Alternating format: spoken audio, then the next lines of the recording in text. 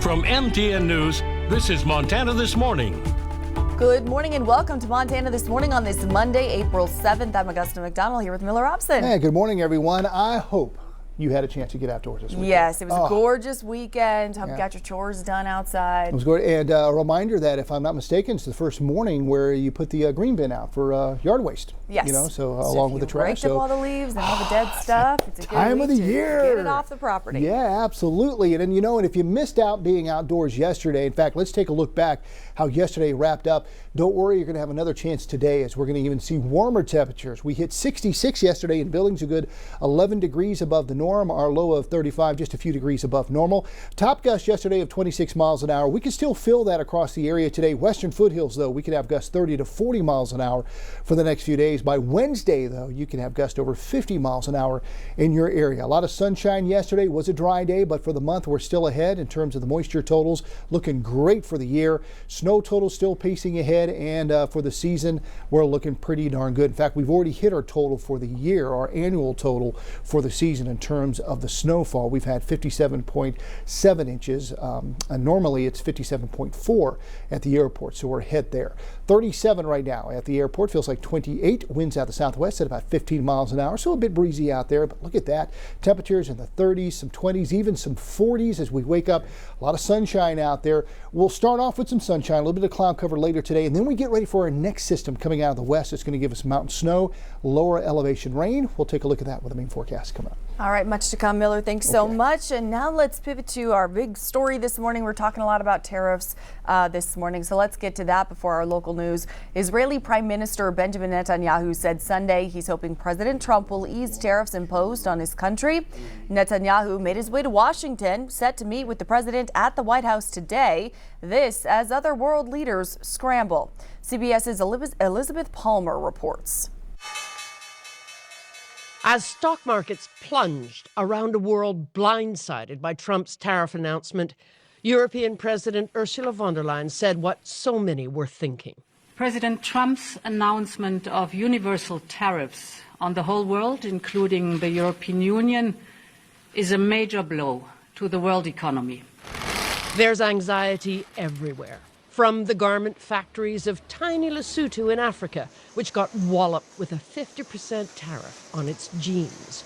The tariff hike that we have just got, it's going to be very much impossible for us to continue.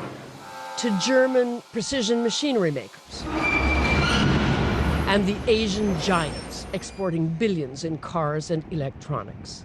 The costs of doing business with the United States will drastically increase. And what is more, there seems to be no order in the disorder. It fell to America's Secretary of State in Brussels for a NATO summit to downplay the damage to stunned allies. Businesses around the world, including in trade and global trade, they just need to know what the rules are. Once they know what the rules are, they will adjust to those rules. Canada's Prime Minister Mark Carney isn't waiting to adjust. We're going to fight, we're going to protect, and we're going to build. He's already warned that Canada will hit U.S. products, including cars, with reciprocal tariffs. And the Europeans are talking retaliation, too, for tariffs that France's President Macron described décision brutale et infondée. As both brutal and unfounded. They will affect everything Americans love to buy from overseas. Fast fashion, electronics, champagne, cheese, Land Rovers. They will generate a mountain of bureaucracy, raise prices, and so puzzling to the rest of the world, they'll hurt American consumers. Elizabeth Palmer, CBS News, London. And from signs to speeches to cries of protest, hundreds joined together in Billings Saturday, rallying against President Donald Trump's financial choices and Elon Musk's cuts.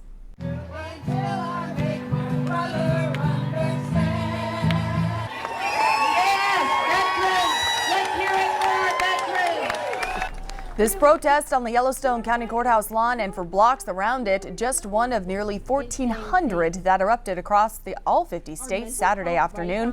Around 600,000 people are estimated to have attended these rallies. They were organized by a pro-democracy movement in response to what organizers call a hostile takeover and attack on American rights and freedoms. Those who set up the hands-off movement say they have three demands: ending billionaire takeover, corruption by the Trump administration, and an end to the slashing of federal funds. Driving up prices, he's slashing funding for essential programs, and he's bullying anyone who stands in his way, and he's creating instability at every turn, and we're here to stop it. And Billings, far from the only location of these protests in Montana, as many cities held their own hands-off rallies. Here's some shots from Columbus, where around 130 people showed up in protest. Many investors remain nervous right now, and Billings financial advisor Gary Buchanan says they have a reason to be. Our Matt Carmack has more. Multiple financial experts here in Billings have told MTN that they're ultimately concerned about the stock market. However, they express optimism for change in the future. The market underestimated how strong the tariffs were going to be, and it's very serious. Those 10% tariffs started Saturday, and those fearing long-term effects were found on the streets of Billings. It was devastating.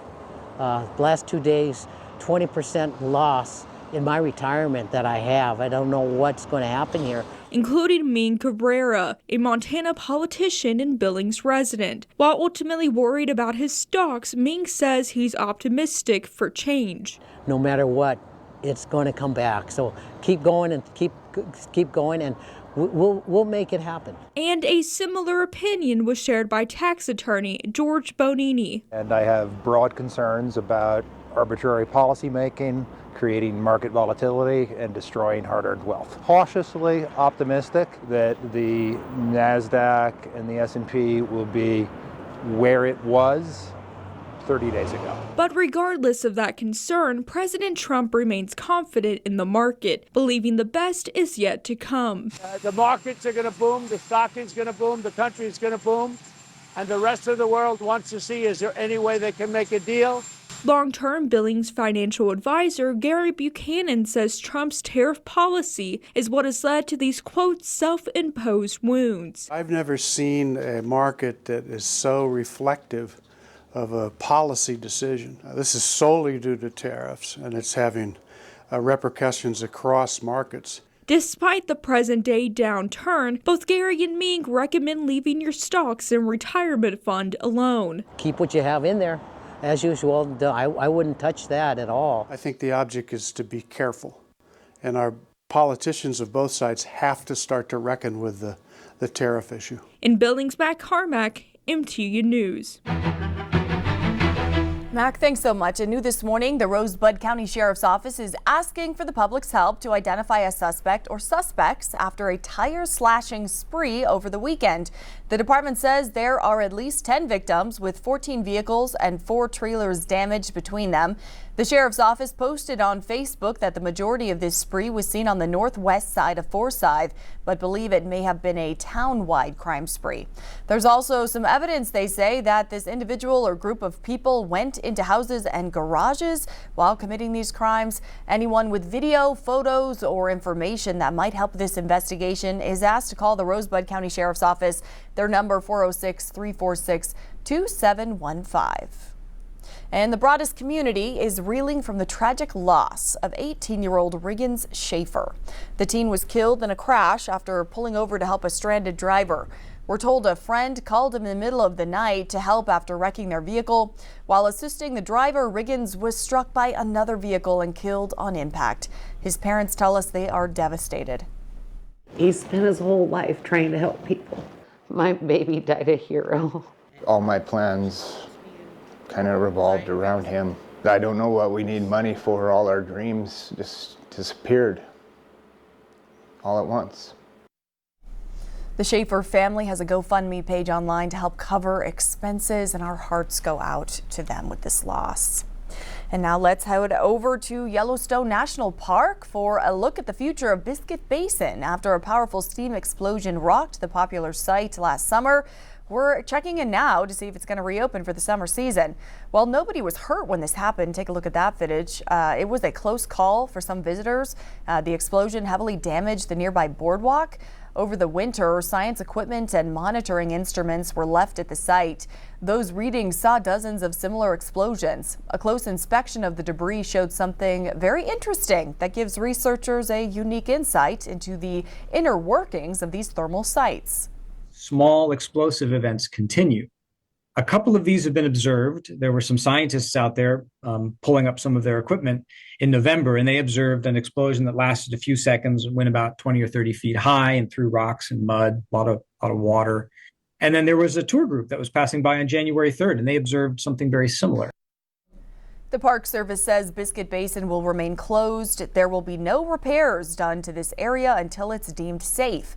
Last summer's blast also prompted scientists to place seismic monitors at other thermal areas. And a home where the buffalo roam. In this Montana Ag Report, MTN's Russ Riesinger is taking a look at the growth of the bison industry in Montana and what's drawing some ranchers toward it. Montana has one of the largest populations of domestic bison in the country.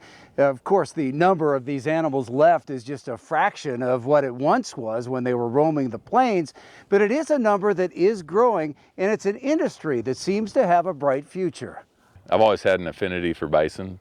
They're just awesome animals. I just couldn't let it alone, and convinced my family it was a good idea, and here we are. Ty Stubblefield is a relative newcomer to bison after putting his money on an old cattle ranch in Carbon County and a herd of the animals from Canada. I had no ranching background whatsoever. So we went and visited a bunch of bison ranches, talked to a bunch of ranchers, had some great mentors. We went through a course called Ranching for Profit. Bison are the largest mammal in North America, with some of the males weighing up to 2,000 pounds and standing 6 feet tall. They're not like beef. They've got a wild spirit to them, and they're just chilling right now, but if we open the gate, they'd be in Yellowstone tomorrow, you know. Bison also take a lot longer to mature than cattle and to get to harvest, about twice as long, but producers say demand for bison meat continues to grow. It's amazing, higher in iron and B vitamins, lower in calories and fat, cholesterol than beef or even chicken or salmon. Melinda Anakalea is also fairly new to bison, but not to ranching. She and her husband began raising a herd of bison on her family's century-old ranch near Thompson Falls about 5 years ago. They sell the meat directly to consumers, mostly through their website. The supply side of things is where the industry is struggling right now. We've built up such a great customer base, and people are realizing, they want bison. And now to get the bison grown and ready to get on their plate is kind of where the issue is. If we could take that middleman out, ranchers will find it more profitable to sell meat direct to the consumer. The consumer will be happier with their product because they'll know what they're getting and where it's coming from. Around 80,000 bison were harvested in all of 2023 in the U.S. That's less than the approximate 125,000 cattle that the U.S. beef industry slaughters every single day. So it's still a relatively small industry, but one that these producers believe has a lot of room for growth. We by no means get rich, but we get to live this lifestyle that's really important to us and our family. And near Bridger, Montana, Russ Riesinger, MTN News.